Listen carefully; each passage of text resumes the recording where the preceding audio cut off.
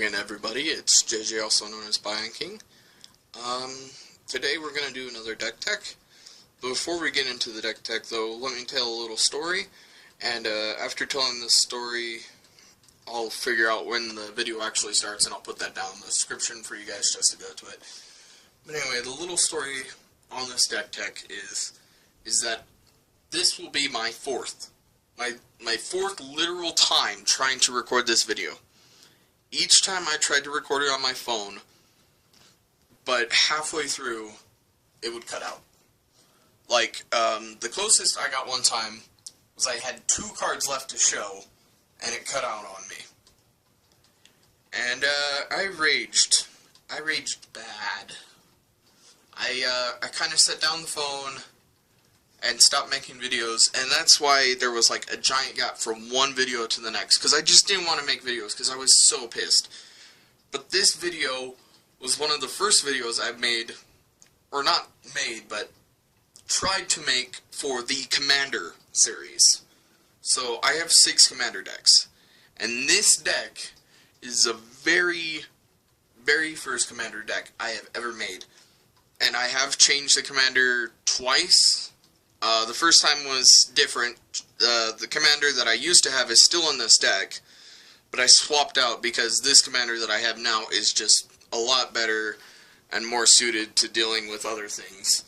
Anyways, so let's get on to the deck tech, and today's deck tech, our Commander, is Gisela, Blade of Goldnight. Probably one of the most broken angels I know. Not the most broken card, but broken angel. And sorry about all this shaking, I'm trying to hold this correctly. So anyway, she's a 5/5 for 7, so but she's got flying and first strike, so there's that. But here's the thing. If a source would deal damage to an opponent or a permanent opponent controls, that source deals double that damage to that player or permanent instead. So basically, she turns into a 10/10 for 7. And then, if a source would deal damage to you or a permanent you control, prevent half that damage rounded up. So that's why I said 10/10. Because they'd have to deal 10 damage to Gisela just to kill her off. And she hits for 10. So it also helps against token decks. So say somebody hits you with a 1/1, you prevent half of the damage. So you prevent half of 1, so 0.5, and then you round it up so you prevent 1. So she is very powerful, and again, if you watch my last video, which was Tromocratus, just like him, Gisela is a Voltron build. So, sorry about the little pause right there. She's a Voltron build, and what that means is you want to kill off people with commander damage. Now, in this deck, you can kill people off with commander damage, but unlike Tromocratus, you can kill people off with your other creatures as well. So yeah, that's the good part about this deck. Like I'll just show you just a quick little glance. See that top right thing right there? That's the creatures. The creatures make up the majority of this deck. So this deck is Angel Tribal. So if you like angels and you like Boros, definitely build this deck. This is one of my most fun commanders, I'd say. I mean, my most fun is still General Tazri, because I had no idea how fun a 5-colored would be, but anyways, sorry with the little rambling right there, but yeah, she is fun, and her abilities are very, very good in Commander. Now, let's get on to the Metabase. So the Metabase is a little wonky on this. A lot of the things we're running, since we are Angel Tribal, a lot of our things are a lot heavier mana base. So we are running 42 lands. So let's get on to our doubler color producers. We have Rugged Prairies. So tap to add 1 color to your mana pool. Red-white hybrid. So you can either pay red or white, and then you tap this to add double red, red, white, or double white to your mana pool. And that's the Expedition version of it. So it's quite lovely. If I did have the original version, though, I would definitely give this to somebody to trade and then use the original version.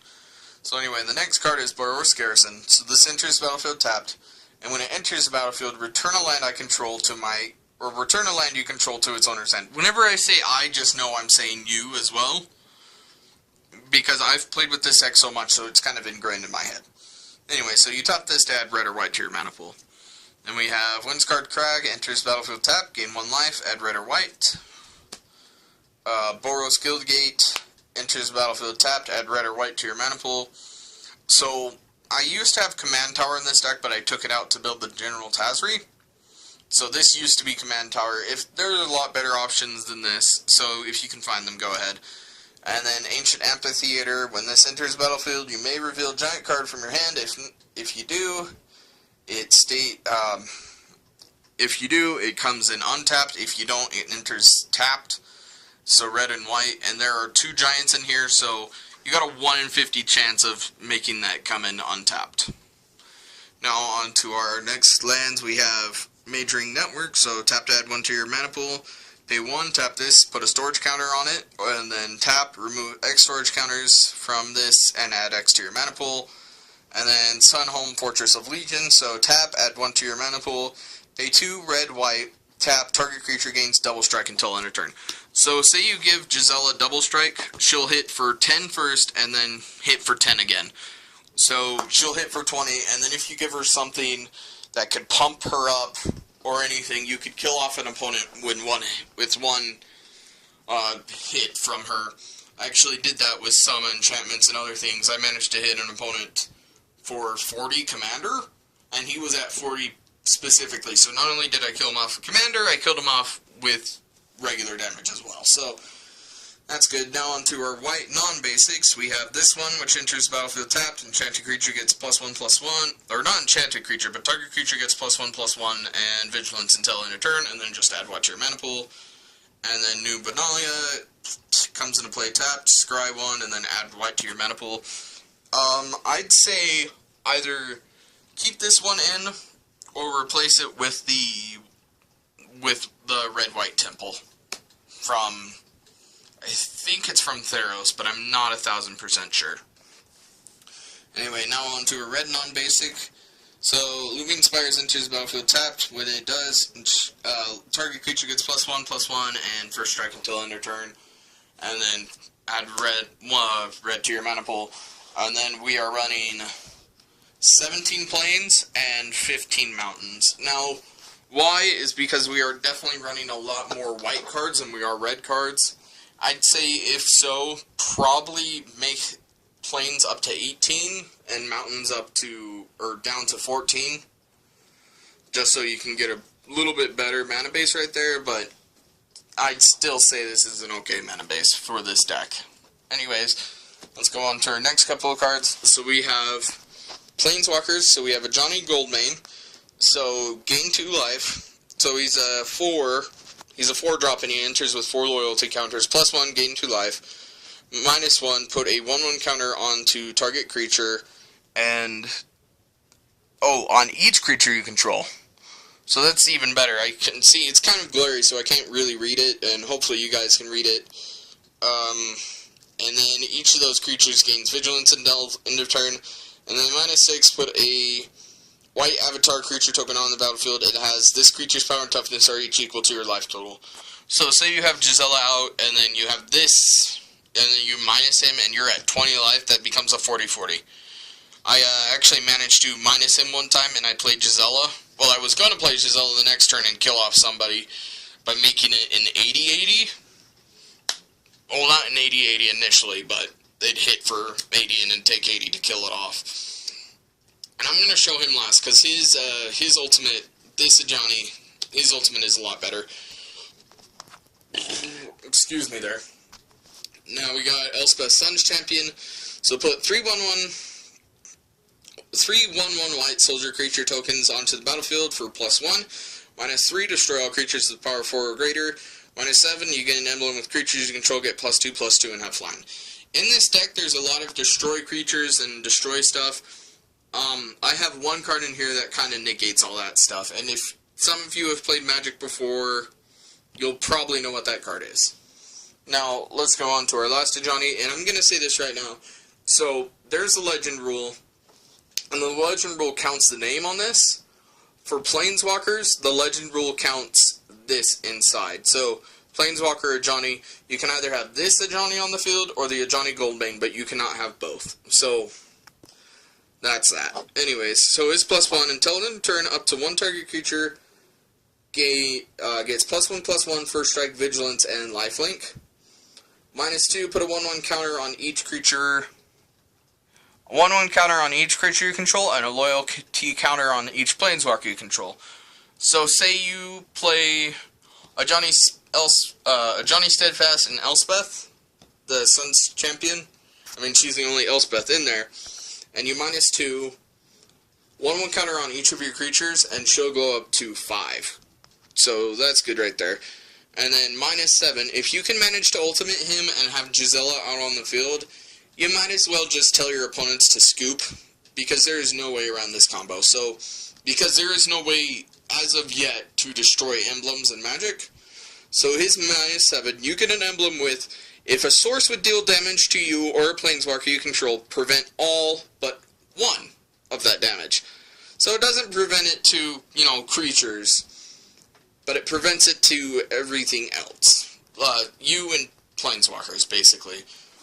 So, but remember with Gisela, if a source would deal damage to you or a permanent you control, prevent half that damage rounded up.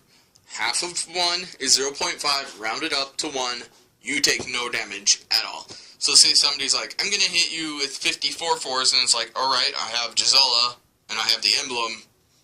Hit me with all the 4/4s, I take 0. And they're like, how's that possible? And then you tell them the math. So there's that. I think, but I'm not so sure. When we get to the artifacts, I'll see if we do or not. Anyway, here's our sorcery. So we have Entreat the Angels, put X 4/4 white angel creature tokens with flying onto the battlefield. Miracle for double white and X. So you may cast this card for its miracle cost if it's the first card you drew this turn. So with Miracle, and I learned this from my judge and from other people telling me, if you draw this card, you have to play it right away, or else you won't be able to Miracle. So you can't play a land and then Miracle, you have to Miracle, and then you can play a land. Anyway, now we got Austere Command. So choose to destroy all artifacts, or destroy all enchantments, or destroy all creatures with converted mana cost 3 or less, or destroy all creatures with converted mana cost 4 or greater. Then we got Route, destroy all creatures that can't be regenerated. You may cast this at instant speed if you pay 2 more, so 5 at sorcery, 7 at instant. Then we got Devout Invocation, tap any number of untapped creatures you control, put a 4/4 white angel creature onto the battlefield for each creature tapped this way. Then we got Waves of Aggression, untap all creatures that attack this turn, and then you get another main phase and additional combat. And then Retrace, you may play this card from your graveyard if by discarding a land in addition to paying its other costs.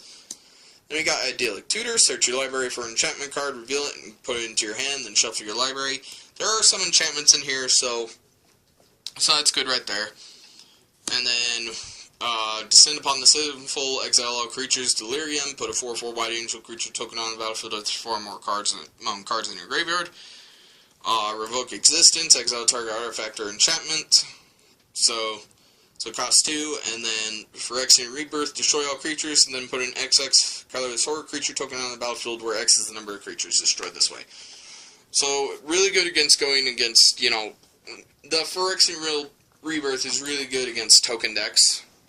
So, yeah. Now on to our instance, we have Savage Beating, so untap all creatures you control, gain double strike until end of turn, or untap all creatures you control, and after this phase there's an additional combat phase, and this has Entwine, so you can choose to do both if you Entwine. You can only do this during the combat though, so just remember that. And we got Swords to Plowshares. Exile target creature, its controller gains life equal to its power. It's really good. Swords to Plowshares is a very, very strong card, I'd say. If you have the ability to run it, run it. Now on to our artifacts. We have Soul Ring, so pay 1, add 2 to your mana pool. Good. Sword of the Animus, equipped creature gets +1/+1. And when it attacks, you may search your library for a basic land, put it on battlefield tapped, and shuffle your library. Urza's Incubator, choose a creature type, creature you control of the chosen type, costs 2 less to cast. So, if you ever play this card, and you decide to build my deck, if you decide to build my deck, because I did build it my way, you decide to build this deck, and you decide to build it my way, always choose angels, because the majority of creatures you run are angels. So there's that. We got Sword of Vengeance. Equipped creature gets +2, first strike, trample, vigilance, and haste. Hammer of Furfurous, creatures you control have haste, pay 3, one of it being red, tap, sack a land, put a 3/3 colorless golem. Enchantment, artifact, creature token on the battlefield. Lightning Greaves, equipped creature has haste and shroud. Moon Silver Spear, equipped creature has first strike, and then whenever it attacks, put a 4/4 white angel creature token flying on the battlefield. And finally, World Render, so whenever a creature deals combat damage to a player, destroy all permanents other than not World Render, World Slayer. So, like I said, there is a lot of things that destroy stuff, but if you manage to get out the one card, it really helps out. And if you have the possibility, so there was Lightning Greaves in there, so equipped creature gets haste and shroud. If you have Dark Steel Plate, equipped creature has indestructible, and Dark Steel Plate itself is indestructible, or something that gives, you know, Gisela indestructible, and then you manage to ultimate the Johnny Steadfast, basically you have something that nobody can ever deal with. Because you can't take damage. Gisela, no matter how much damage she takes, is indestructible, so she can't die.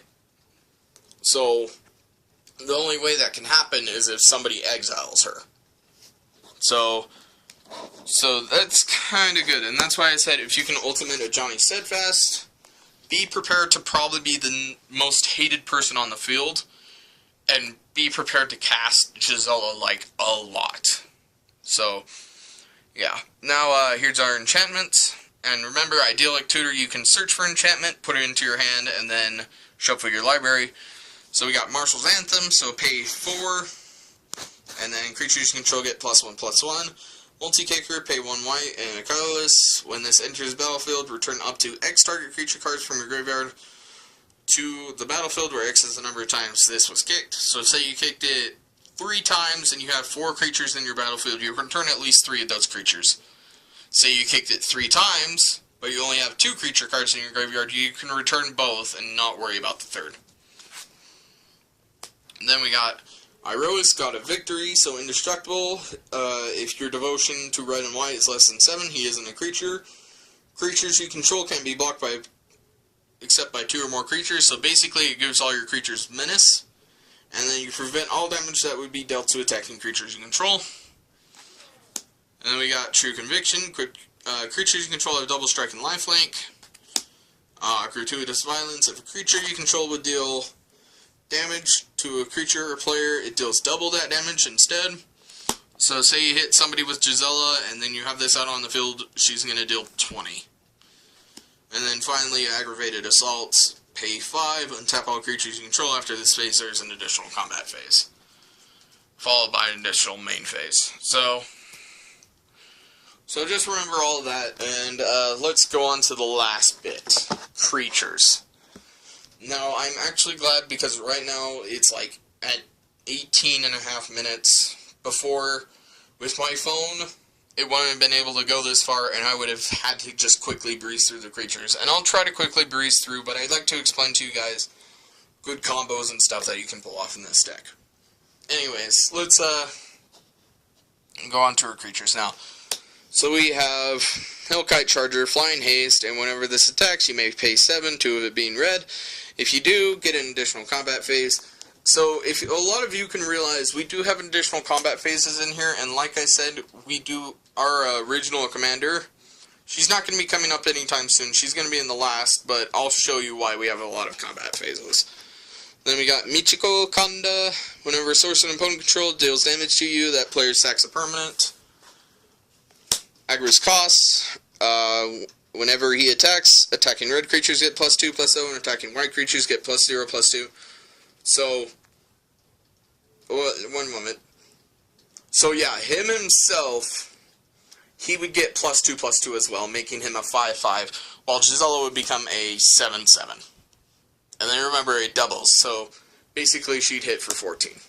Then we got Object Master Tactician. First strike, whenever him and at least 3 other creatures attack, you choose which creatures block this combat and how those creatures block.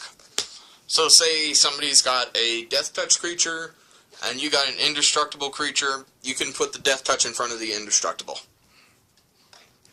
So that's good right there. Then we got Sun Titan, one of the giants you can go with the Ancient Amphitheater with. So when this enters the battlefield or attacks, you may return target permanent card from your graveyard with converted mana cost 3 or less to the battlefield.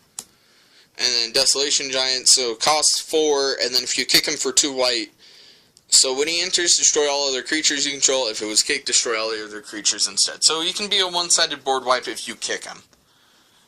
Now on to our angels. So first off, we have Platinum Angel. You can't lose and your opponents can't win. And we got Victory's Herald.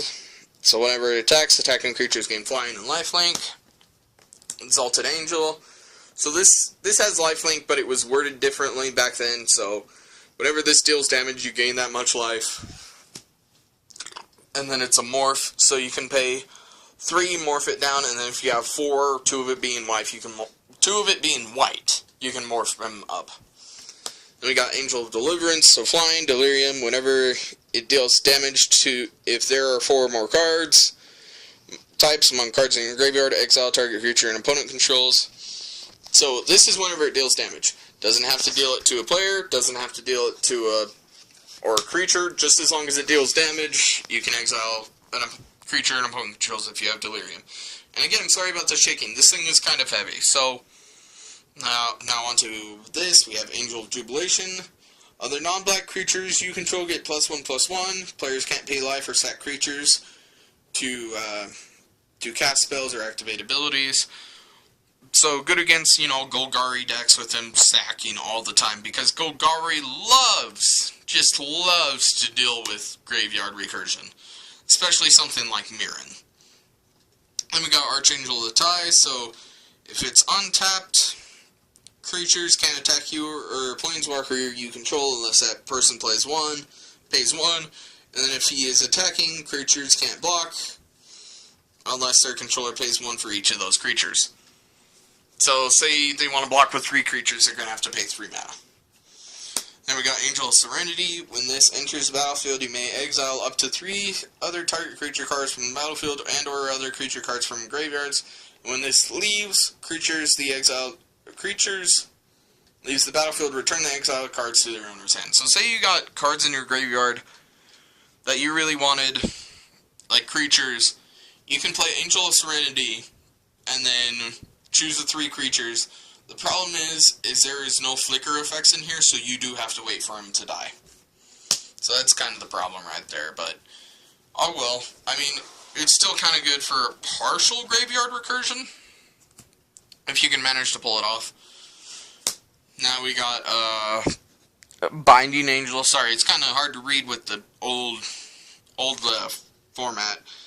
Anyway, so flying costs 5, it's a 2/4, and whenever it deals combat damage to a player, that player skips his or her next combat phase. Then we have Sarah Angel, flying, vigilance, 4/4 for 5. Then Herald of the Host, flying, vigilance, myriad. So it's kind of Sarah Angel, but on steroids, because myriad is whenever you attack one opponent, say there's 2 other opponents, you put a token in front of them. So that's good right there. Then we got Angelic Skirmisher, so at the beginning of each combat, choose First Strike, Vigilance, or Lifelink. Creatures you control gain that ability until end of turn. And remember, this is each combat. So that's really good. So on your combat, I say probably choose Vigilance, and then during each other person's combat, choose either you want First Strike or Lifelink, depending on where they're at.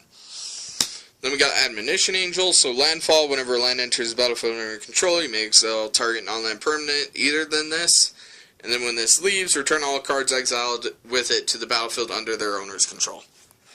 So, you can exile, and if she stays on the battlefield forever, then the stuff doesn't return, but if she leaves, then the stuff returns. Sorry, I have to breathe in like... Anyways... We have Sunblast Angel, so flying, whenever this enters the battlefield, destroy all tapped creatures. So really, really good against token decks, because a lot of them like to swing in and attack and just, you know, kill off people. You just kind of want to go across the table and slap the person who's running the token deck, or, you know, choke them. Anyway, then we got Baneslayer Angel, Flying, First Strike, Lifelink, Pro Demons, Pro Dragons. So protection means that they can't be dealt damage, enchanted, targeted, nothing. Nothing can hurt them in that form. So say somebody swings in with a 5/5 demon, you can, and it has First Strike as well, you can block with Baneslayer Angel, the demon will die, but she will live. Then we got Archangel of Strife.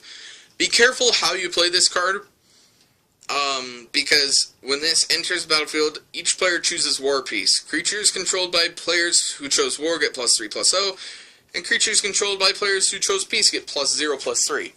I went against somebody who was playing Xenagos, the God of Revels. They chose War, and I got owned later by them because they chose War, and it's just, Xenagos is evil with power. Anyway, now on to our legendary creatures. So we got Achroma Angel of Fury, so can't be countered, and it has Pro White, Pro Blue. Pay 1 red, Achroma Angel of Fury gets +1/+0 until end of turn. And I should be careful how I say Achroma, because I have both versions of Achroma in here. And and I'll move the other one next up top, just so I can show you.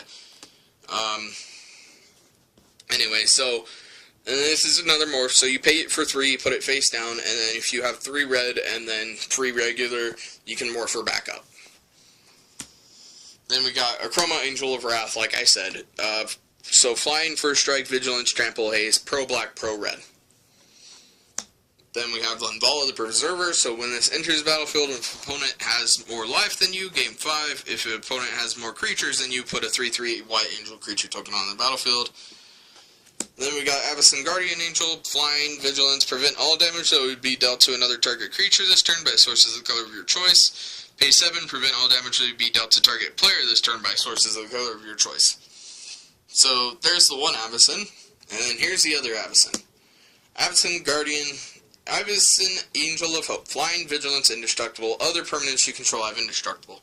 So that's why I said we have a lot of things in here that just destroy and everything. If you manage to have Avacyn out, and then you play something like Destroy All Creatures, or like Austere Command, basically all your stuff stays and everything else goes. Or, best combo, World Slayer and her out. Hit somebody with commander damage, or not commander damage, but, you know, damage. Destroy everything on everybody's board, but yours stays. And I have not seen people play Avacyn Angel of Hope commander with World Slayer. It's just kind of baffles me. Anyway, now we got the most hated commander card. The one to where everybody loves to play it, but everybody hates you when you play it. So I own a Shield of Emeria. So Flying 7/7 for 9, it's okay. But when it enters the battlefield, choose a color. Your opponents can't cast spells of the chosen color. I love it when I play this card, and I'm playing against people who are running, you know, probably the same colors, or, you know, a monocolored deck and just shut them down. But when someone does it to me, I kind of want to just kick them out. I just want to really, you know, go across the table and punch them in the face. Because it's just such an aggravating card just to have it played against you. You're just like, why? Why? Anyways, let's go on to our last 3 cards. So, Cassandra Battle Seraph. Again, legendary creature. I organized it with legendary creatures being at the end. So, Flying, players can't cast spells during combat, so it kind of shuts down the Savage Beating. But, oh well. And then you may pay 1 red, target creature attacks this turn in Fable. So it's good forcing creatures to attack if you don't like them. And then Anya Merciless Angel. Anya Merciless Angel gets +3/+3 for each opponent whose life total is less than half his or her starting life total. So if you have one opponent who's at 20 life, because in Commander you start at 40 life. If somebody's at 20, she gets +3/+3. and as long as an opponent's life total is less than half his or her life total, Anya has indestructible as well. So, say there's two opponents who are at 20. She's going to get +6/+6 and indestructible. So, there's that. Now, finally, here was the original commander of the deck. And you'll see why there was a lot of combat steps, and it will make sense if you play Magic a lot. So, Aurelia, the War Leader, Flying, Vigilance, Haste. Whenever she attacks for the first time each turn, untap all creatures you control. After this phase, there is an additional combat phase. So, I used to originally have Krinko in this deck as well when I had Aurelia as the commander, because it'd just be kind of good to, like, tap Krinko, swing in with Aurelia, untap him, and then tap him again. And then I made Krinko into a commander deck. So, yeah. Anyways, I'm going to say something now. I hope it doesn't disappoint a lot of you, but, so this Gisela deck was unfortunately, and I'm kind of glad, kind of sad, kind of glad that I showed you. It was my first commander I ever built. I mean, Aurelia is the first commander, and then switch you over to Gisela. But hopefully you guys stay for the end, just so you can understand. And I'll put it down in the description as well. But I'm kind of glad that the last video I showed you guys for now was my Gisela deck. One of my favorite commander decks that I have. Now, here's the sad part. Like, if you just barely heard and got it through your head, I said last video for now. I have not built any decks of late. The latest deck I built, if you can see it in the lower right corner, right there, was my Sultai Delve. I have not built any decks of late because I don't have any really standard cards. I don't have good rares to play a modern deck with. I can try to build some good popper decks and show you guys, but right now I'm just confused on popper choices, so I'm just confused. If you guys want to see popper choices or anything, put down in the comments what colors you would like to see. If you want it to be mono-colored or 3 colors, I will not do more than 3 colors. And I should technically say I shouldn't do more than 2 because I'm kind of out of dual lands right now that are in popper, so yeah, that kind of sucks. But I hope you guys kind of, just stayed for the end and understand. And like I said, if you want to see popper decks and just kind of make me turn this channel into a popper for now, until I get standard cards and look at other people's decks and things, yeah, just put it down in the comments if you would like. And if you do like my content, please subscribe. That would help out a lot. Anyways, I hope you all enjoy and have a great day. Bye!